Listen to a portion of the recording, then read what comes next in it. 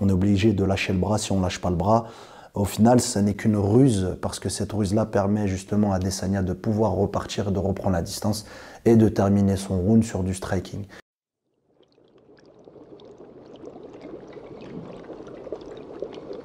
Bonjour à tous et welcome au MMA Secret Lab. Content de vous revoir, vous avez fait vos pronostics la semaine dernière, maintenant on va en débattre. Avant de commencer cette vidéo, abonnez-vous à la chaîne, merci, ça fait que grimper en flèche, ça fait plaisir. Je réponds à vos commentaires, n'oubliez pas, un par un. On va commencer tout de suite la vidéo, l'analyse du combat round après round d'Israël Adesanya versus Robert Whittaker qui a eu lieu hier soir à l'UFC 271 à Houston au Texas.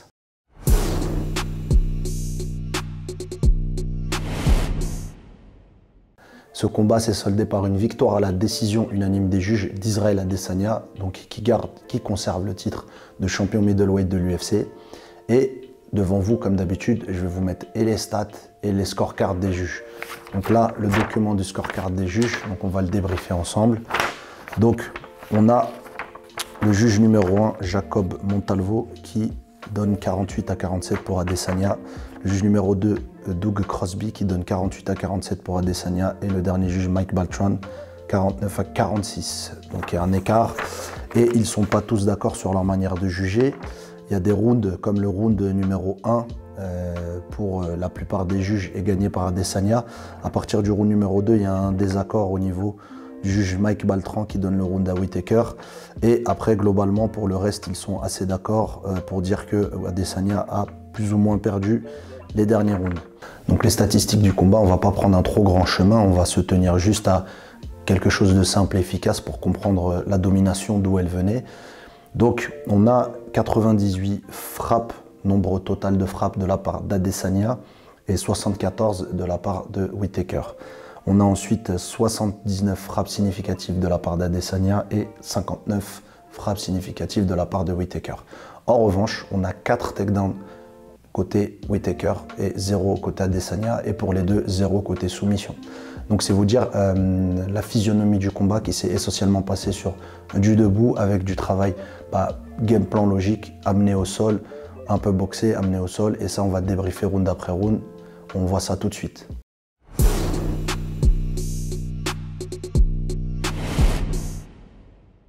Alors le round numéro 1, c'est le round, comme je vous dis, c'est le round des fois de départ. C'est un round où on voit beaucoup Adesanya se déplacer, prendre sa distance, travailler. Il y a un peu d'échange des deux côtés, mais très timide plutôt de la part de Whittaker, qui revient bien entendu sur ce combat-là après avoir pris un KO face à Adesanya. Donc du coup, il aborde le combat de façon, on va dire, un petit peu timide. Il essaye de se déplacer, essayer de voir comment ça se passe. De l'autre côté, on a Adesanya qui, avec quelques frappes, prend la température, etc. Et à un moment donné du combat, on a vu un knockdown du bras arrière d'Adesanya sur Whittaker. Donc un knockdown, je pense que c'est ce qui faisait peur à Whittaker. Il s'est relevé tout de suite, il a cherché à fuir. Et on a vu 2 tentatives de takedown, donc 2 tentatives, bien tentatives, où il n'a pas réussi à amener au sol Adesanya. Et c'était des tentatives, dont une qui n'était pas préparée et la seconde qui était un petit peu, on va dire, en détresse. Donc on a beaucoup vu une grosse domination de la part d'Adesanya sans vraiment commencer à installer son travail.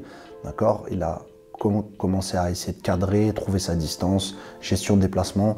Il prenait beaucoup le centre de la cage, on voyait beaucoup Whittaker se déplacer. Ça a été timide du côté de Whittaker et un peu plus fourni du côté d'Adesanya sans vraiment l'être à 100%.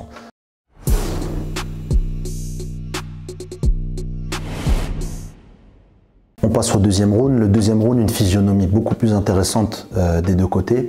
Donc on voit Whittaker, entre guillemets, s'être un petit peu réveillé, avoir pris conscience du fait qu'il a perdu le premier round. Donc on le voit optimiser l'utilisation de son bras avant avec ses doublés jabs. Mais, et vous allez voir la suite, c'est intéressant, c'est ce que va dire son corner à la suite du combat. J'ai trouvé tout de suite, immédiatement, qu'il manquait de connexion entre après le bras avant et le bras arrière. Donc beaucoup de doublés jabs. On voit ce travail-là effectué par Whittaker. Et on voit Adesanya toujours continuer à faire son travail de striking, beaucoup en utilisant les low kicks et un petit peu les calf kicks, ce qui dérange beaucoup Whittaker, puisque Whittaker a du mal à créer une suite derrière. Une chose intéressante, il valide le premier takedown.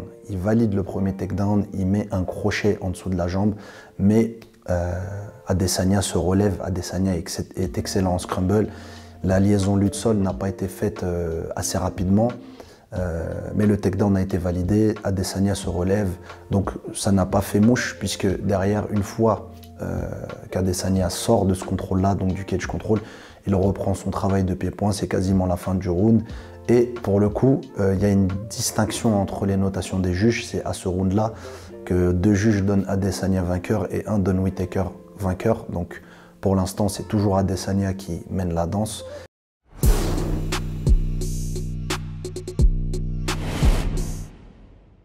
Le round numéro 3 commence et on voit Adesanya avec un travail un petit peu plus more pressure, comme diraient les Américains. Donc plus de pression. Il travaille en pied-point, il développe son pied-point. Il a envie de chercher, je pense, le coup dur. Il cherche peut-être à pousser Whittaker à l'erreur. Et on voit de l'autre côté Whittaker continuer son travail de doublé bras avant. Il a beaucoup de doublés bras avant, on le voit beaucoup rencontrer. Donc il engage une tentative de takedown qui est tout de suite ratée, puisque derrière Adesanya récupère la tête et met un coup de genou, ce qui donne envie à Whittaker de se barrer et de ne pas continuer. Et là, à ce moment-là, lorsqu'Adesanya s'installe avec son travail de pied-point, il engage un high kick qui est immédiatement contré en takedown par Whittaker. Donc c'est vraiment en même temps quasiment qu'il prend la jambe juste au-dessus du visage, à peu près la cuisse, et qui emmène directement en takedown avec le drive. Donc le drive l'a poussé vers l'avant. Il amène Adesanya au sol, mais il n'arrive pas à le garder au sol avec cette tentative de takedown, et s'ensuit un travail de cage control où Whittaker essaye de travailler encore et d'emmener le combat au sol, d'emmener en tout cas la lutte. Et le problème, c'est que Adesanya travaille en kimura sur le bras de Whittaker. Et ce travail-là est un travail très intéressant, car nous, pratiquants et combattants d'MMA, nous connaissons très bien cette petite ruse entre guillemets. C'est que à partir du moment où on travaille sur une jambe en single leg, le travail de défense va être d'essayer en fait d'amortir la poussée. Donc musculairement parlant, pour garder une jambe, il faut rapprocher ses coudes. Et là, ce que fait Israel Adesanya, c'est de mettre de la pression dans l'autre sens, ce qui fait qu'il y a moins de force qui se dégage, plus d'espace. Et Whittaker ne peut pas rester dans cette position-là car il est vulnérable et il ne peut pas construire sa lutte. Donc le fait est que la Kimura continue et Whittaker, naturellement, il lâche le single leg. C'est ce que voulait Adesanya. Adesanya n'a pas utilisé cette Kimura pour le soumettre. C'est une Kimura attempt, c'est une tentative de Kimura. Et ce qu'il fait, en fait, c'est juste une ruse que nous, combattants et pratiquants, connaissons très bien pour pouvoir en fait annuler le takedown de l'autre. Et ça a très bien marché puisque Whittaker n'a pas pu continuer. Et à la fin du round, Adesanya reprend encore son travail de striking. On sent qu'il est plus prudent aussi parce qu'il a affaire à un nouveau Whittaker, même si c'est pas celui qu'il a connu en tout cas au dernier combat. Il est quand même un peu prudent, ça prouve aussi son fight IQ. Il va pas chercher à aller à la guerre bêtement, il continue à gérer son fight de manière intelligente. Et ça donne justement sur le scorecard que les 3 juges sont à l'unanimité d'accord pour donner le round numéro 3 à Adesanya.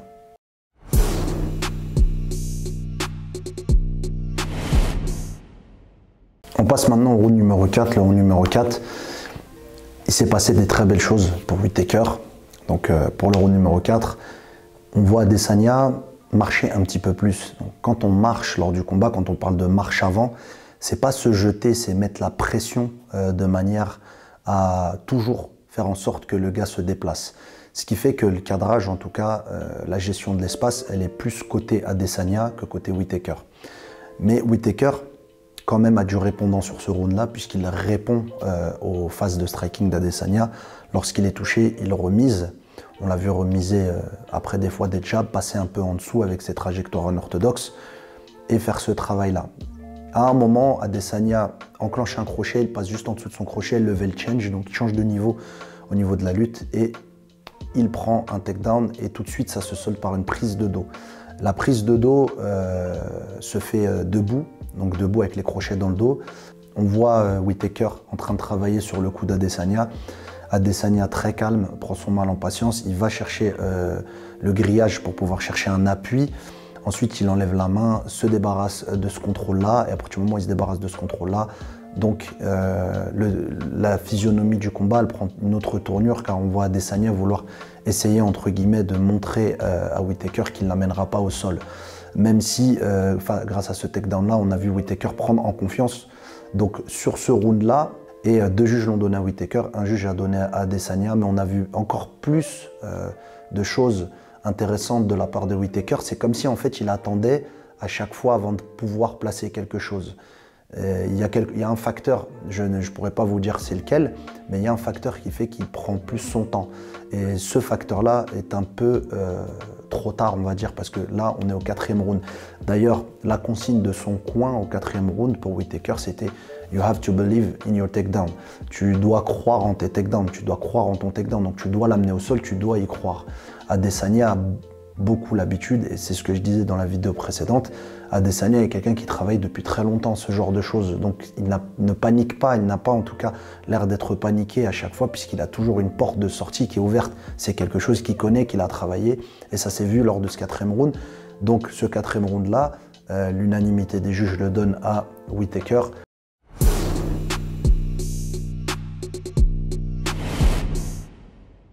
Au final round, donc au dernier round, le round 5, encore une instruction donnée par le corner à Whittaker sur la minute de récup du round 4 à 5. Il lui dit « C'est très bien ce que tu fais avec le bras avant, mais il faut une suite avec le bras arrière. Tu dois rajouter une suite après ton double jab. Tu dois rajouter une suite après ton double jab. » Il lui donne aussi l'indication « Tu perds le round au point, tu perds le combat au point, donc il faut y aller, il faut faire quelque chose. » Et on voit Whittaker justement commencer à essayer d'effectuer son travail. Bien entendu, il n'y a pas de suite au niveau de son double jab. Son double jab, il le lance et il continue sur ça. Mais il lance un takedown à un moment, il l'amène au sol à Adesanya. Et en amenant au sol à Adesanya, Adesanya se relève. Il reste dans son dos, il essaye de travailler, il essaye en tout cas de garder Adesanya pour pouvoir le ramener au sol. Il prend un single leg et ce single leg là, il le lâche comme il voit qu'il est trop au-dessus de l'ischio. Comme il voit qu'il est au-dessus de l'ischio, au-dessus de la jambe, il lâche le single leg. Il finit par un crochet. Ce crochet-là, waouh, a surpris tout le monde parce que c'est un crochet qui a bien touché. D'ailleurs, Adesanya lui a dit ouais, très bien, un très bon crochet. Il lui a fait ce signe-là. Donc c'était un coup qui était intéressant, en tout cas qui était très bien construit à ce moment-là. Et Whittaker continue son travail, en tout cas de pression, travaille un peu de pression, il l'amène aussi en cage control à Adesanya et il essaye un petit peu de le garder jusqu'à la fin du round et c'est ce qu'il fait. Voilà, il essaye de le garder pour marquer les points du round, c'est une stratégie qui est très intéressante, mais en retard depuis le début, ce qui fait qu'en fait il perd le round parce qu'en face Adesanya n'a pas trop de dommages debout, il s'est installé tranquillement, continuellement, graduellement lors du combat. Et même si sur ce round-là, il perd Adesanya, il ne prend pas de gros bobos, il ne prend pas de gros chocs, il est plutôt confiant, il a défendu la lutte même s'il s'est fait amener au sol. Une décision unanime des juges et Israel Adesanya conserve son titre middleweight.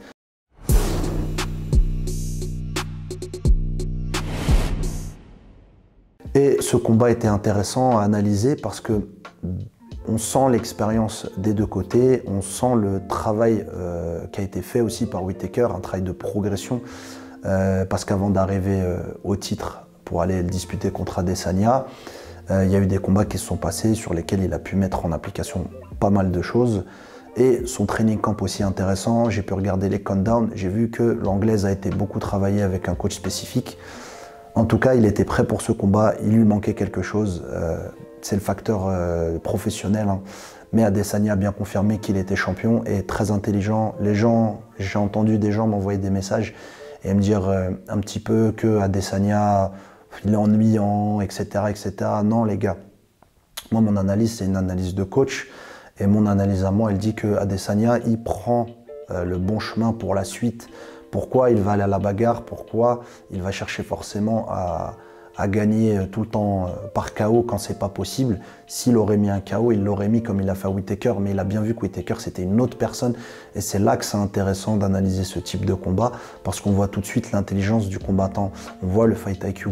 Faire ces 5 rounds contre Whittaker, dites-vous que c'est 5 rounds d'expérience en plus pour Adesanya dans sa carrière et c'est 5 rounds avec lesquels il va pouvoir encore plus être safe, sécure, donc il n'est pas sorti avec des bobos. Pas de knockdown, pas de commotion et un travail de confiance qui augmente et augmente et augmente. Voilà, la vidéo touche à sa fin. N'oubliez pas un pouce bleu. Parlons en commentaire de ce combat.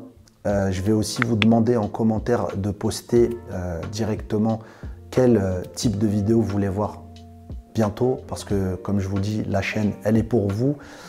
Vous êtes l'audimat de la chaîne, vous êtes les spectateurs de la chaîne et vous êtes les abonnés. Donc les abonnés, décidez donc quelle vidéo vous voulez voir très bientôt. Est-ce qu'il y a un sujet que vous voulez voir, sujet technique, sujet plus mindset, des questions. J'ai beaucoup de questions qui viennent sur le compte YouTube, donc dédié à plein d'autres vidéos. N'hésitez pas, des fois vous posez des questions sur d'autres vidéos, posez-les ici en commentaire. Et à ce moment-là, je fais appel à des spécialistes, on débriefe ensemble, on tourne une technique, ou sinon, je réponds à travers une vidéo. En tout cas, merci à vous. Je vous dis à très bientôt au MMA Secret Lab.